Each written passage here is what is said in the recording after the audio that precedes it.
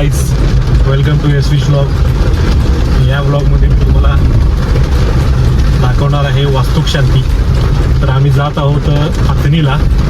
मामांच्या गावची शेतामध्ये घर बांधलेली वास्तुक शांती आहे.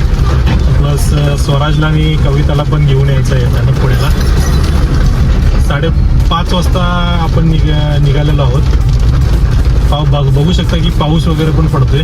उन्हामध्ये पाऊस पडतोय, बघू शकताय. उन्हामध्ये पाऊस चालू आहे आणि जवळजवळ आम्हाला आता पोचायला 1 वाजला असं वाटतो अथणीमध्ये. बघू आता किती वाजता. चला तर मग. हायवेला लागताच आम्हाला ट्रॅफिक लागलं होतं. चांदणी चौकमध्ये खूप ट्रॅफिक होतं. आम्हाला पुण्याच्या बाहेर पडायलाच 1 तास लागला. म्हणजे नवले ब्रिजला पोचायला पुनावळे टू नवले ब्रिज 1 तास लागला. अर्थातच ट्रॅफिक लागणार होतं कारण ऑफिस सुटायची वेळ होती 5:30 वाजता. बात सही आहे.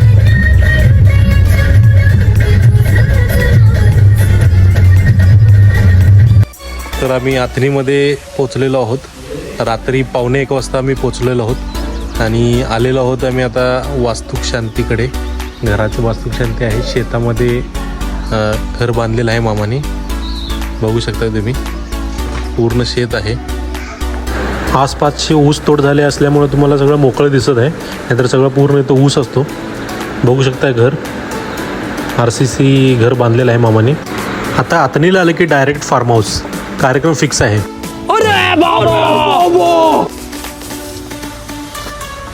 आल्या आल्या काय मग नाश्ता मिळाला आम्हाला. उपीट केलं होतं आचार्याने, छान उपीट होतं.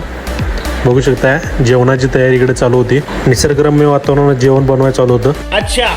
दुसरीकडे इकडे रंगरंगोटीचे काम चालू होते, सजावटीचे काम चालू होते. आता रेडीमेडचा जमाना, तर रेडीमेड रांगोळीच आणली होती.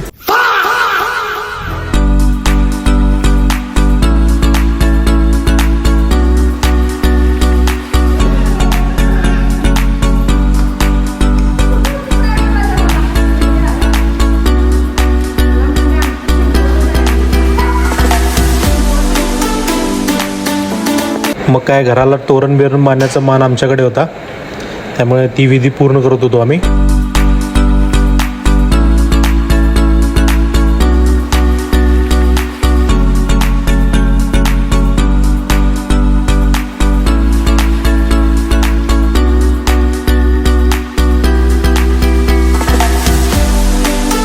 दुसरीकडे पाहतो तर काय, इकडे हवनाचा कार्यक्रम चालू होता. हवन वगैरे पेटवून चालू होतं कार्यक्रम. दीपक पूजेसाठी बसला होता. त्याच्यासोबत छोटा भटजी होता, गोलू मोलू. मग काय, पूजा वगैरे सगळे आवरल्यानंतर जेवणाची वेळ झाली होती. हॉलमध्ये लेडीज आणि बाहेर पुरुषांना जेवणाची सोय केली होती. त्यातच वेळ काढून मानपानाचा कार्यक्रम आवरून घेतला. दिवसभराचा संपूर्ण कार्यक्रम आवरून निवांत वाऱ्याला बसले होते सर्वजण. वारा खात. पाऊस पडण्याची पण शक्यता दाट होती कारण तसं वातावरण तयार झालं होतं. विजा कडकडत होत्या. खरं तर वास्तुक शांती संपून आम्हाला जायचं होतं दुसऱ्या दिवशी पुण्याला, पण मित्राचा फोन आला आणि मग बोलला की आमच्या गावची यात्रा आहे आणि यायलाच लागते. खूप आग्रहाचं निमंत्रण असल्यामुळे आम्हाला जावं लागलं. मग आम्ही पोचलो यात्रेत. यात्रेत आल्यावरती काय, मग मटणावरती दिला ताव मारून. रस्सा 1 नंबर झाला होता. पांढरा रस्सा 1 नंबर होता. हाच तो आमचा मित्र, शिंदेवाडी गावचा सरपंच दिगंबर शिंदे. यात्रा संपून आता आम्ही आलो आमच्या गावी. गावी म्हटलं की नुसतं धुडकोसच असतो. एकत्र आल्यावर सगळी कसा दंगा घालतात ना, तुम्ही आता बघा.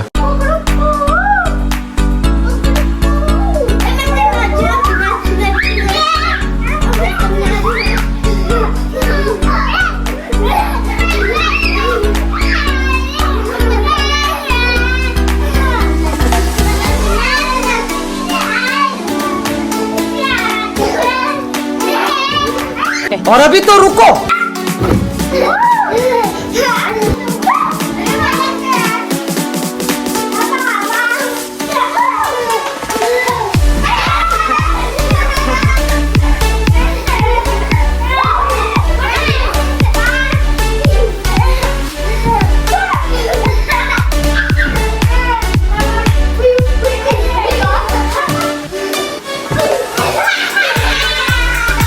बर्गर किंगची शाखा आता सातारा येथे उपलब्ध आहे.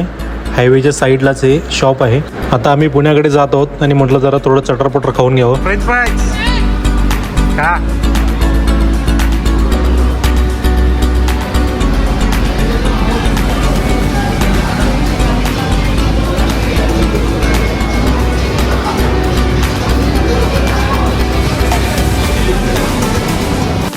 4-4:30 वाजले होते, म्हटलं आता थांबावं चहासाठी, म्हणून आम्ही थांबलो. प्रसाद मलाई चहा आणि बन मस्काला खूप ट्रेंडिंग चाललेला विषय आहे हा, म्हणून म्हटलं चेक तरी करू. खेड शिवापूरच्या टोल नाक्याला लागूनच हे शॉप आहे चहाचं. बन मस्का चहातून बुडवून एक नंबर लागतो. चहा पण खूप छान आहे. आता खेड शिवापूरला पोहोचलो म्हणजे समजा पुण्यातच पोहोचलो. तर चला हा व्हिडिओ इथंच एंड करू. तुम्ही लाईक करा, सबस्क्राईब करा आणि शेअर करा. बघत राहा यशविश व्लॉग. थँक्यू. वाव.